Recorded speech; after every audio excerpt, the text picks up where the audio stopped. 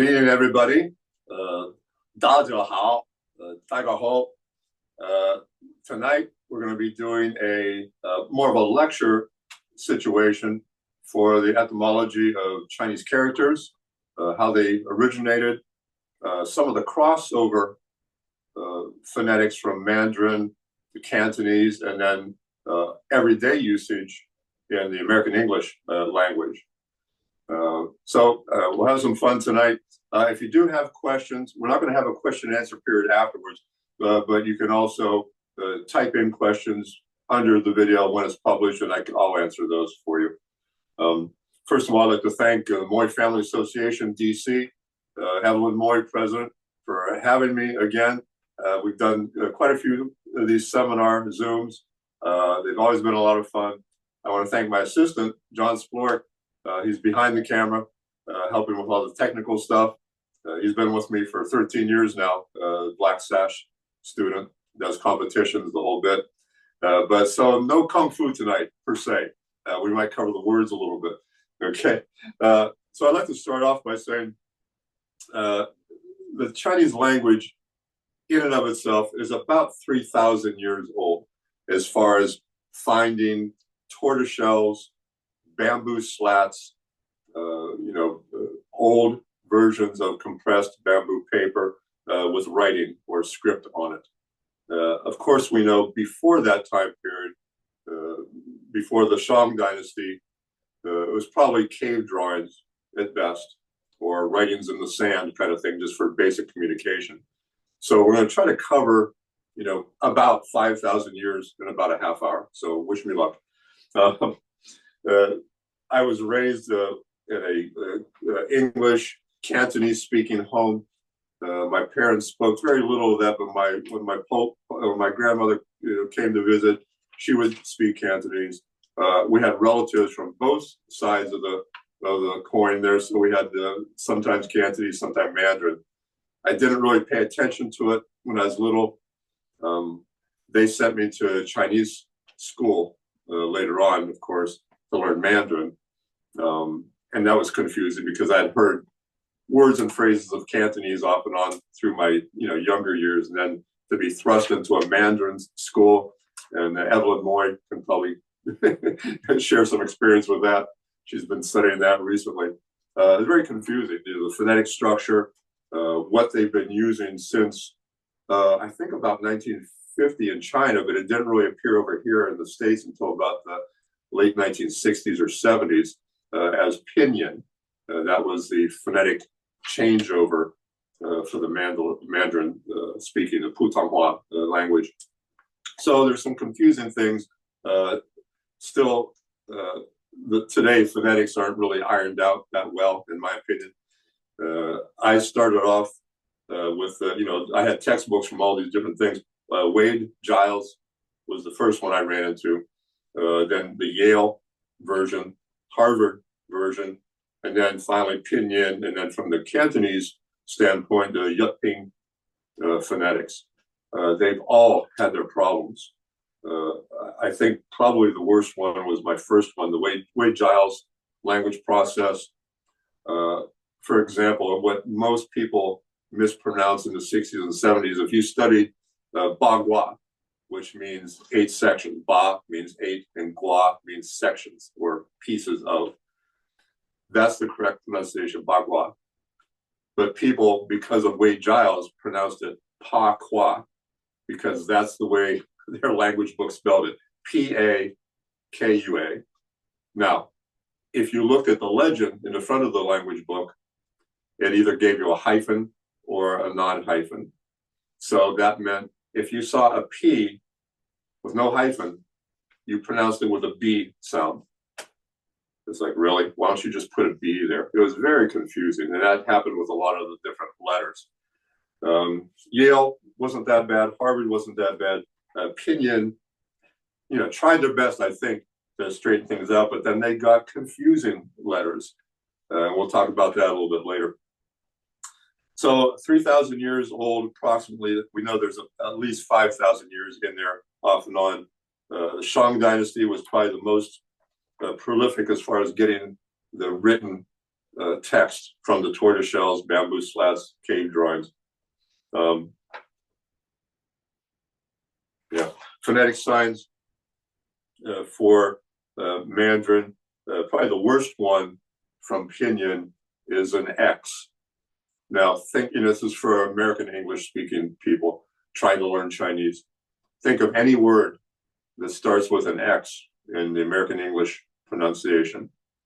None of them have an S sound. The Chinese Pinyin uses an X for an S sound. It's like, why? So when you say thank you in Mandarin, 谢谢你, they spell it phonetically in the language book as X-I-E, X-I-E. It makes no American English phonetic sense. So when I teach my language classes, I've taught at TCTC, at a couple of different colleges as seminar add-ons. I spell it the way the language book tells you, and then I spell it the correct phonetic way that if you and I look at it from an English speaking standpoint, we can sound it out correctly. So instead of X-I-E for xie, I spell it S-Y short E-H, S-Y-E-H, xie, xie. So it comes out sounding like the true pronunciation. So we struggle with that back and forth for different things. Yutping is even trickier because in Cantonese, they spell Yutping with a Y pronunciation sound with a J in front. Why? I don't know. I don't know what their idea was behind that. I'm not an expert. This is just my hobby. I love the etymology, and I love both Mandarin and Cantonese, and trying to put things together from my youth and trying to learn more about it. So again, some phonetic problems with that. The breakdown of those phonetics isn't going to be that important tonight. I'll explain a little bit if we run into it. But I want to start off with the cave drawing idea up to what has become the standard character writing or script. So I'm going to start off with a couple of animals, a couple creatures.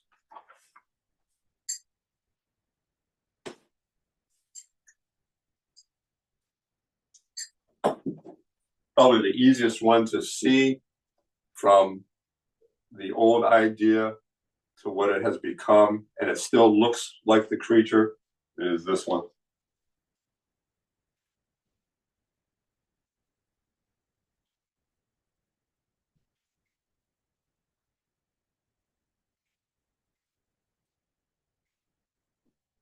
Okay.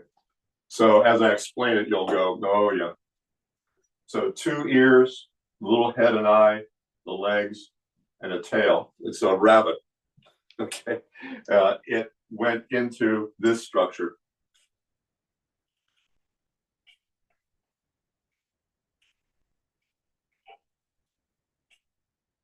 So it went from that as a basic kind of cave drawing, cartoonish effect into the standard character structure now, the calligraphy. It's pronounced tu, or in Cantonese to, but it means rabbit. Okay. The next one I'm personally close to because it's part of my Chinese name. From the cave drawing structure, it turned out like this.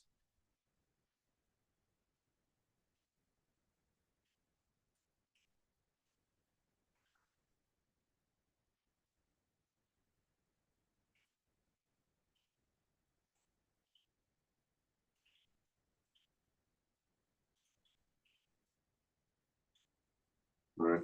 So basically, a horse, and now it's advanced up to this. A basic, again, I call it like a stick figure or a Ziggy cartoon line drawing of what the cave drawings used to be.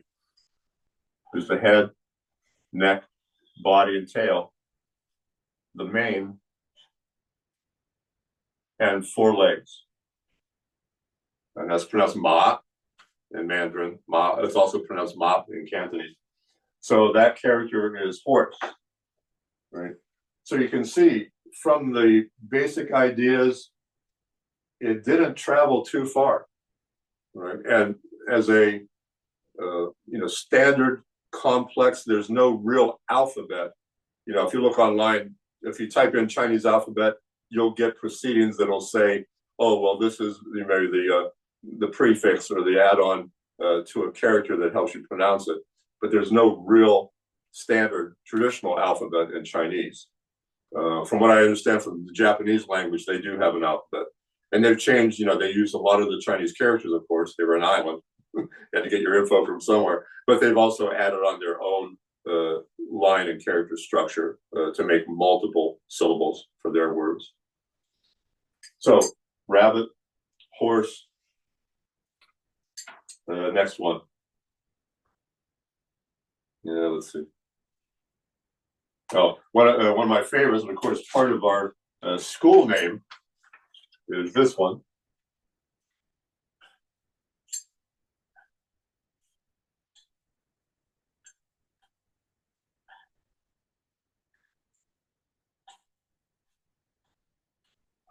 That's Zhong for a dragon. It's part of our school name. Our kung fu school is called Coiling Dragon.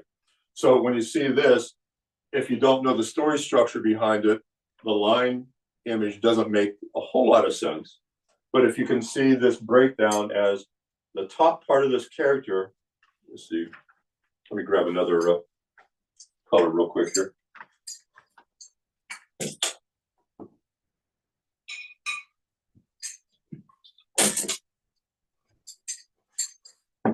The top part of this character is part of a lantern, or what they use for the lantern character. The bottom part represents the moon. This outline figure is the dragon, head, body coil, the scales, right? So the dragon chasing the lantern or the pearl and flying around or flying over the moon. So you can see the story complex sometimes behind the characters.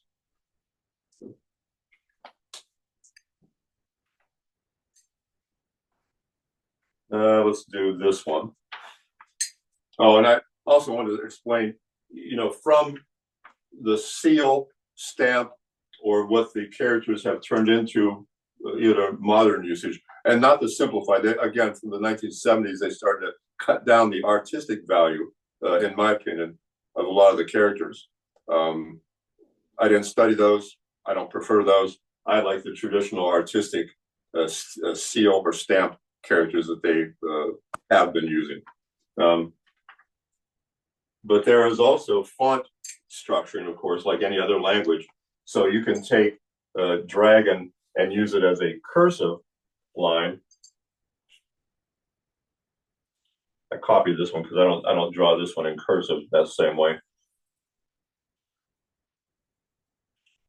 So that is also dragon in what they call grass line or cursive connection.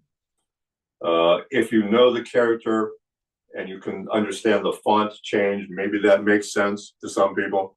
I still see this character, but everybody has their own idea. Horse has basically turned into this.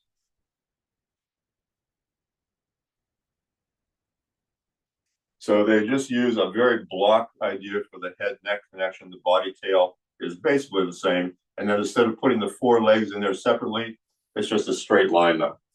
So again, it's taken a little bit of the artistic value away from the character, the calligraphy. Okay, let's do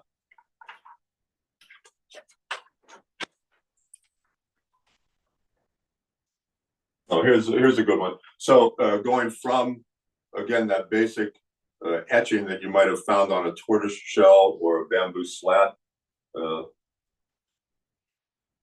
This was a very popular character structure, right? And that turned into what became their standard as mountain, right? So it's pronounced either shan or san. Now the newer character looks like this. So you still see the same type of representation. The old cave drawing was probably more like a mountain range. Right. went into this, and then finally ended up looking like that. Again, the standard, just basic line structure of the drawing. Let's see another good one. This one interesting because they have multiple glue together, even though we don't have multiple syllables for most of the language. As you glue other characters together, it becomes a combined word. So, for example, if you see this character, pronounced mu in Mandarin or mu in Cantonese, it basically means wood, but also in the old times, it was also used as tree. Okay, so you see a single tree or you see wood derived from a tree like a plank or a board. If you put two of these together, now you have lin, or in Cantonese, lam, and it means forest. More than one tree, okay? So, very basic ideas, very literal. One tree, two trees, okay, now you have a forest. So, and we know that from Kung Fu, if you say Shaolin, right, small forest, or Silam, small forest means the same thing. The phonetics will change, depend on the dialect or the area of China or across Asia, right? But the character structure is written the same way for the most part. Let's see. This is a good one.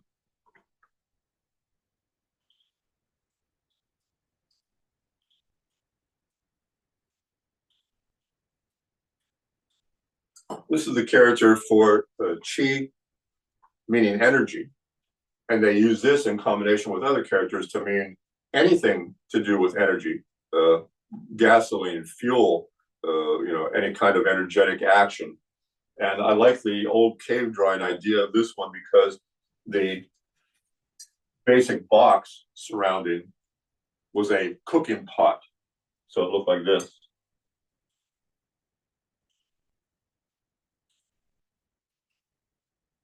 And then inside, instead of having the old character for me, like, rice, like sticky rice, they had a whole bunch of just random lines to represent rice grains. So this lock-down handle on a cooking pot was like a pressure cooker.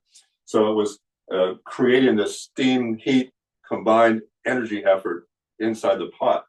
It turned into this standardized character now that we use for qi. And of course, from the Kung Fu standpoint, we're talking about the electromagnetic energy in our body for the qi run that has to do with acupuncture principles. Let's see. Probably the easiest characters, of course, are your starting point for numbers. So if you say number one, it's a single line. You say two, a short line and a long line. There's two. Three, two short lines and a long line.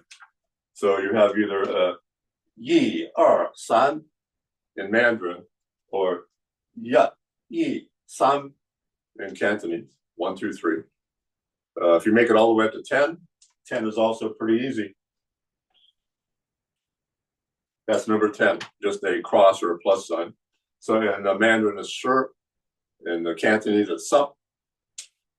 So some of the characters, because people, if you don't write in Chinese characters, they look at it and they go, how do you make sense out of any of this? Well, you start off with very basic, just like any kind of writing or alphabetical principle in English, right? You learn your alphabet, turns into a word, eventually make a sentence. Same thing, just, 1 line, 2 lines, 3 lines, all the way up to how many strokes you have involved.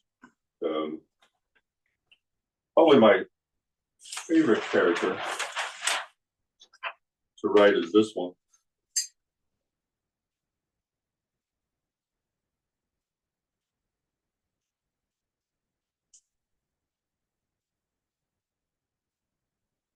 That's the character for Dao, like the Dao De Jing, or Taoist principle. And this character is pretty interesting. It means the way of something or pathway, or also used in the old days for meaning road. So This is your basic building or mountainside and the road or path that you're on. This is a person, and it was from the old hairstyle where the hair was tied in two knob knots on top. So, you know, maybe the cave drawing looked something like this.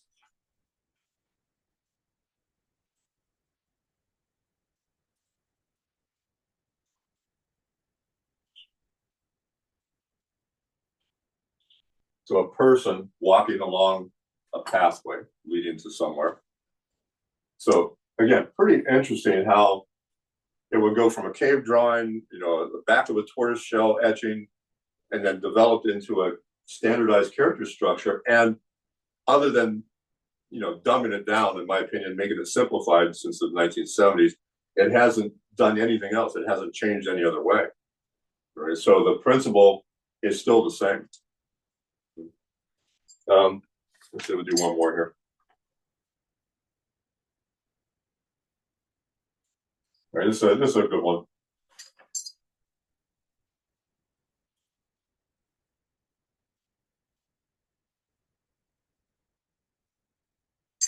This one is very important for martial artists or anybody in the military. Pronounced Wu or Mo in Cantonese, and it means war or military, or for us, it's actual martial for martial arts. So, you know, the slang term used across the United States and around the world at this point is Kung Fu. Well, Kung Fu looks like this.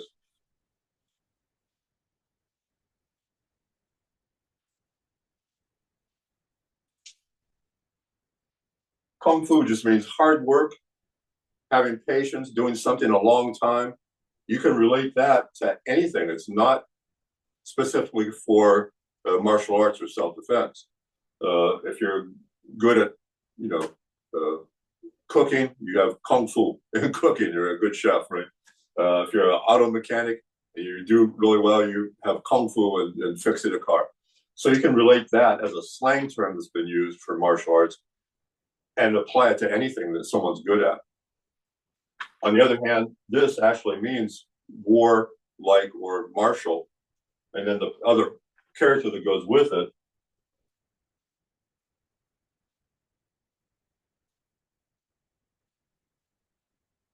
is Shu, and Shu means skills. So in Mandarin, it's either Wu Shu or in Cantonese, Mosa. Means the same thing, pronounced a little differently. So martial skills or martial techniques. That's the true title of what we do in Kung Fu. Okay, so that'll give you a good overview of character change. Try to condense, again, those thousands of years from the originals to the standardized characters now. I talked about the phonetic principles. When I was growing up, again, my mom, dad, or grandparents would take me to a Chinatown somewhere. Back in the late 50s, 60s, and early 70s, when you saw a sign in Chinatown, and some of the old signs are still in existence, New York City, Chicago, San Francisco, and it said Lee's Carryout, you know, Lee's Restaurant, whatever. Phonetically in English, other than the Chinese character, they would spell Lee, L-E-E. Everybody could read it. You know what it said, right? So again, since the pinyin has come out, how do they spell Lee? L-I. Doesn't really set with a American English phonetic principle, right? Because when I taught class and I showed them the book translation first, most of the class goes, "Oh, li or lie." It's like, no, you know, that's the new way of spelling Lee. They don't understand, and I don't either, basically. So, you know, sometimes the old ideas for the sign in Chinatown was a better base foundation, I think.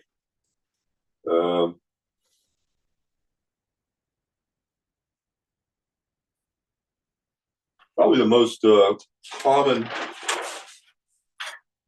character you'll see, like in periodicals, newspapers, magazines, they'll tell you, of course, you know, like any other magazine around the world, the date, the day, what year it was published, things like that. So beside using the number, the old principle for day or the sun was just a circle with a dot in the middle. Okay, that represented our sun, or they transliterated that into meaning the day. Okay, even when you say happy birthday to someone, Shangre, Shangre Kuala, the true character now has turned into this. Instead of a circle with a dot, now it's more of a rectangle with a line in the center, representing the day. Sometimes the old one, the character that represents heaven, Qian, was also used to mean the day. But that's kind of changed over now. Most people use the sun character to represent day and what day of the week it is.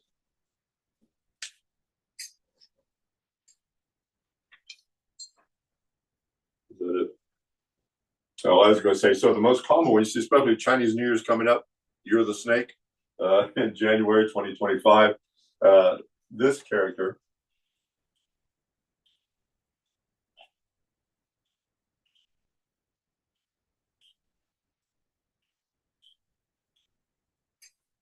Fu or Fu, that means blessings. And a lot of times when you see this character, it'll usually be on a diamond shaped red paper, red color, of course, being for good luck, and they'll show it upside down, like Fu Lai Le, like good blessings are coming, right? So, if you're studying Chinese and you happen to see this character in a Chinese restaurant upside down during Chinese New Year, it wasn't a mistake. It has that specific meaning. It means good luck or good blessings are coming, right? I don't think we have anything in English that does that. And do they have, I mentioned it before, do they have phonetic changes? Oh, yeah. You can take any of these line structures and you can see it written like this.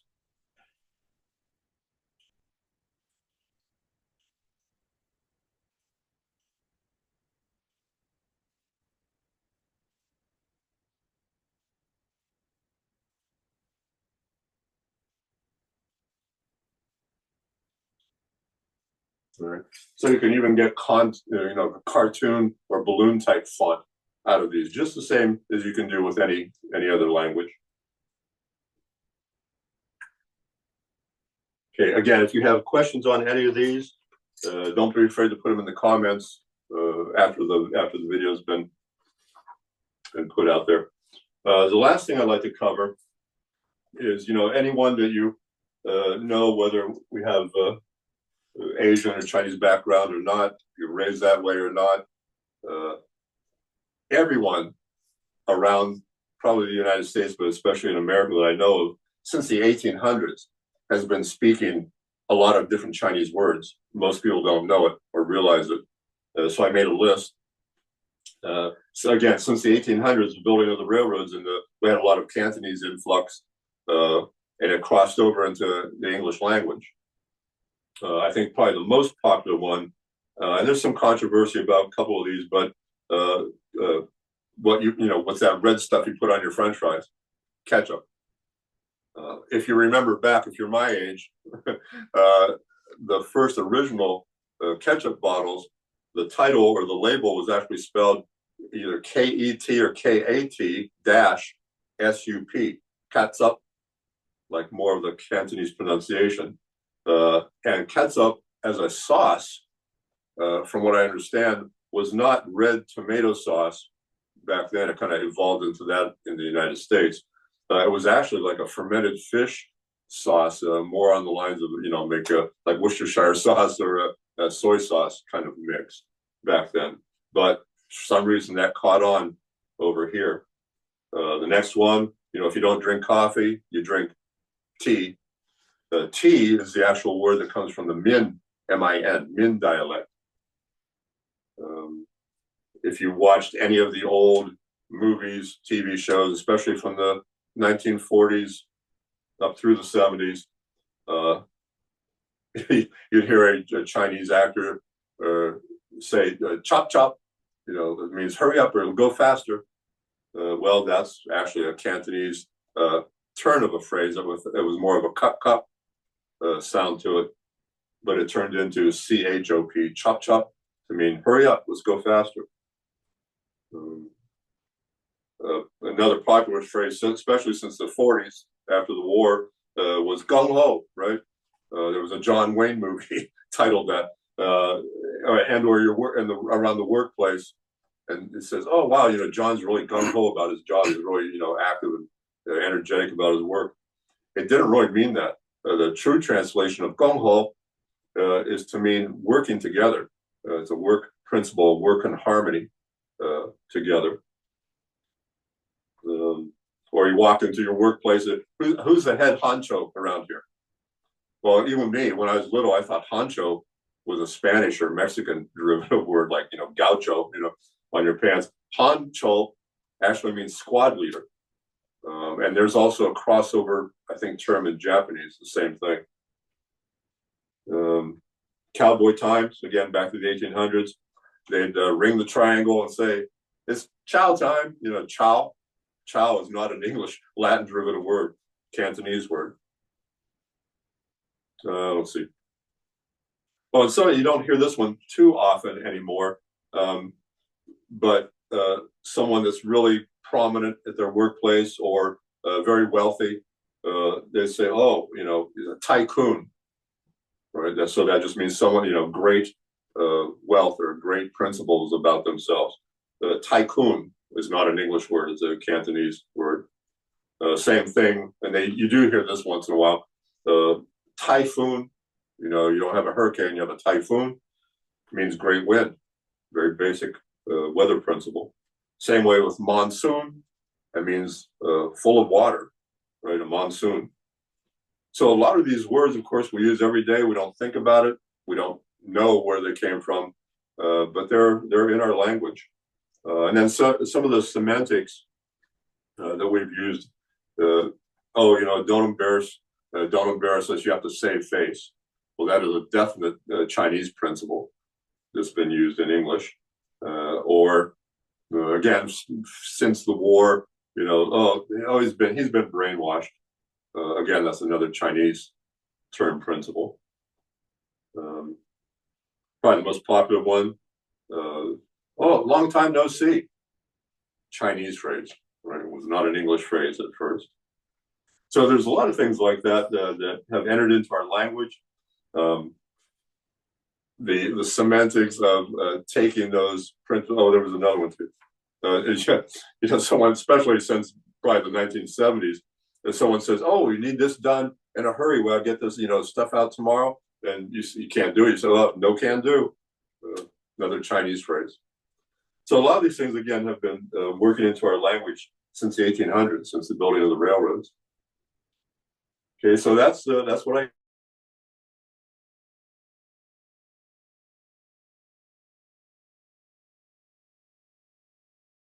Evelyn Moy, president of the Moy Family DC, for having me.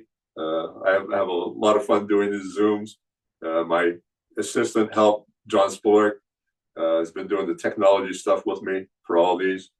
And I hope everybody has a great rest of the holidays. And I hope to see you a little bit after Chinese New Year. 再见，再见，谢谢。